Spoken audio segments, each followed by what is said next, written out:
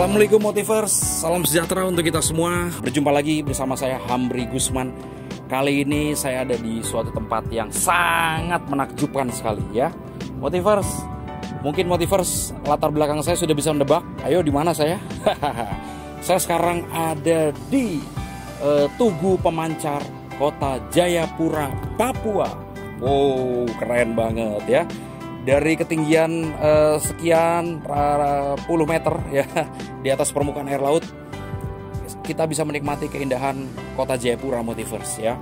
Nah, pada kesempatan yang berbahagia ini saya akan memberikan motivasi mengenai 3 jenis semangat yang akan membuat Anda tetap produktif dan berprestasi.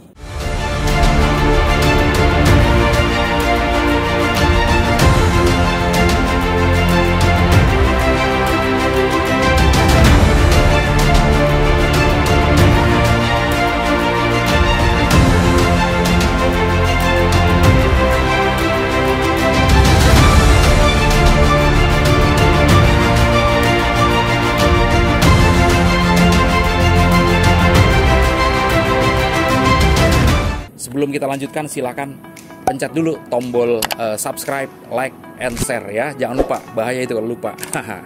Baik Motivers, 3 jenis semangat yang akan membuat hidup kita semakin produktif dan pada akhirnya prestasi demi prestasi pun dapat kita raih. Yang pertama, semangat untuk membangun. Nah ini Motivers, semangat untuk membangun artinya dimanapun kita berada, dimanapun kita berkarya, dimanapun kita bertugas, kita harus memiliki semangat untuk membangun lingkungan di sekitar kita, membangun kantor kita lebih baik, membangun organisasi kita lebih baik, membangun unit kerja kita lebih baik, membangun bisnis kita lebih baik bagi Anda yang wirausaha.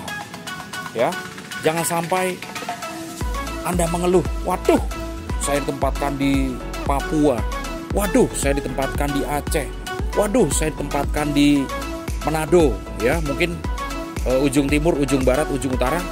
Justru jadikanlah kesempatan kita berada di tempat-tempat yang mungkin terbilang cukup jauh dari pusat ibu kota negara. Jadikanlah semangat untuk membangun.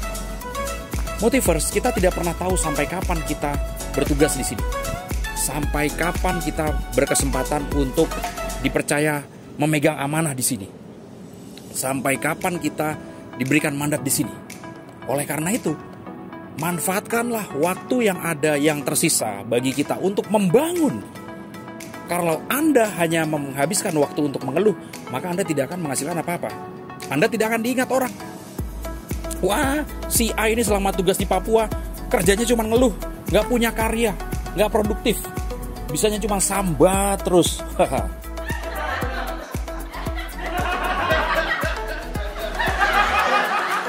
Tapi bagaimana caranya supaya kalau nanti kita sudah pindah, wah, waktu si A bertugas di Jayapura, di Aceh, di Manado, ya, lalu di perbatasan Timor Leste mungkin di Kupang, ya kan?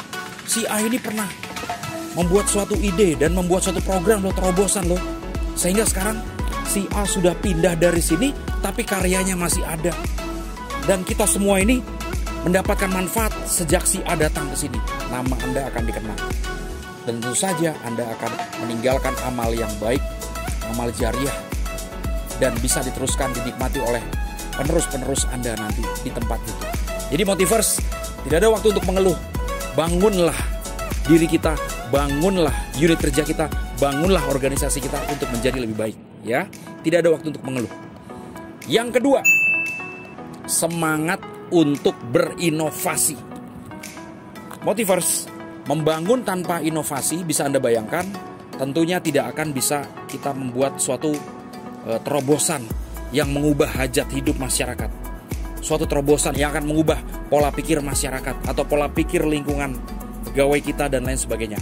Jadi mutlak Anda harus melakukan inovasi. Ya, inovasi itu biasanya timbul dari problem atau masalah.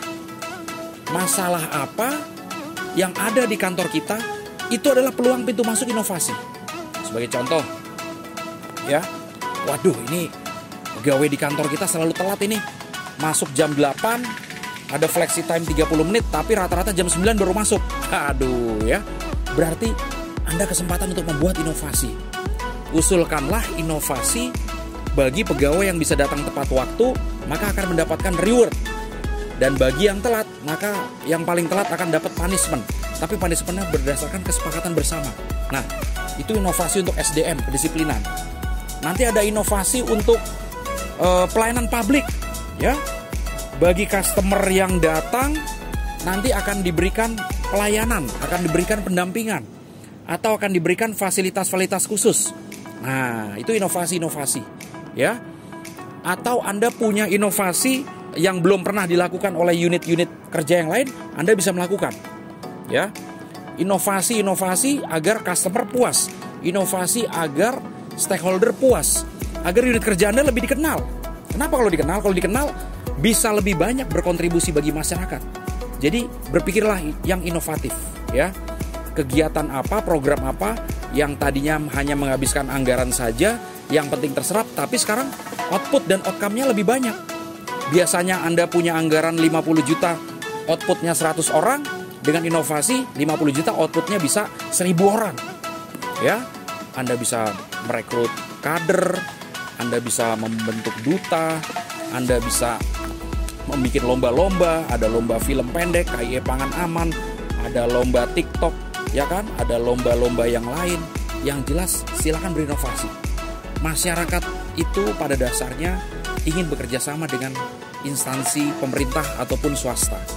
Banyak di sana masyarakat yang masih punya hati tulus, niat mereka baik, siap mendukung unit kerja kita atau program-program di kementerian lembaga kita. Asalkan Anda punya program, Anda punya inovasi. Soal anggaran itu nomor sekian. Yang penting semangatlah.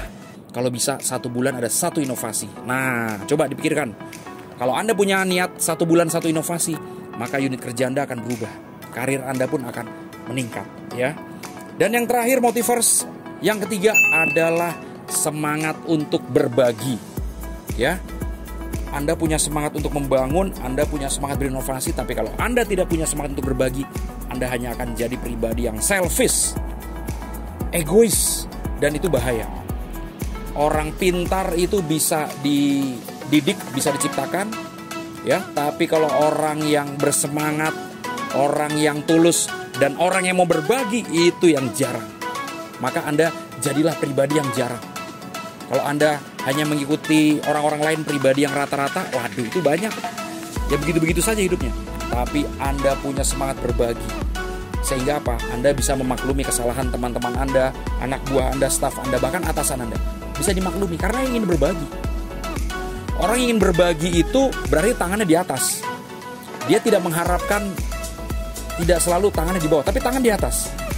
Justru kalau tangan di atas, senangnya berbagi, itulah yang akan banyak mendapatkan rezeki dan rahmat serta berkah dari Tuhan Yang Maha Kuasa. Ya. Dalam Al-Quran dan juga dalam relevan dengan kitab-kitab agama yang lain, ya telah disebutkan bahwa sesungguhnya Allah Subhanahu wa Ta'ala, Tuhan Yang Maha Kuasa, akan memberi, akan membantu suatu hamba kalau hamba itu membantu pada saudaranya. Jadi jelas, kalau hari ini kita merasa kurang, mungkin ekonomi kurang, mungkin keharmonisan rumah tangga kurang, mungkin karir Anda kurang, coba kita cek yuk diri kita. Kita sudah berbagi belum hari ini, bulan ini, tahun ini? Di sekitar kita masih ada yang kekurangan apa enggak? Atau kita diam saja, ya? Nah, bisa jadi kita belum dilancarkan doa kita, cita-cita kita belum dikabulkan karena kita belum berbagi. Jadi semangat berbagi ini harus ada, ya. Sabar. Kalau dijelek-jelekin sabar. Namanya juga mau berbagi, ya. Jadi jangan menuntut. Kalau berbagi itu harus legowo, harus luas samudra. Karena berbagi. Niat kita bergaul di masyarakat ya berbagi masih. Kita nggak mengharap pujian, nggak mengharap sanjungan, nggak mengharap posisi tertentu apa. Orang kita mau berbagi kok. Nah, justru pribadi yang berbagi itu akan dinaikkan derajatnya, akan ditinggikan, akan dimudahkan, dilancarkan rezekinya karena dia berbagi, hidup dia berbagi. Ya, jadi Motivers, itu tadi yang bisa saya sampaikan. Ada 3 jenis semangat yang akan membuat hidup kita lebih produktif dan berprestasi. Yang pertama, semangat untuk membangun. Yang kedua, semangat untuk berinovasi. Yang ketiga, semangat untuk berbagi. Semoga hidup Anda menjadi lebih dahsyat dengan menerapkan ketiga itu. Terima kasih Motivers. Sampai berjumpa di waktu yang akan datang bersama saya Hamri Gusman. Jangan lupa di subscribe, like, share, dan juga komen ya, Hamri Gusman Official. Sampai berjumpa lagi. Wassalamualaikum warahmatullahi wabarakatuh. Salam sejahtera untuk kita semua.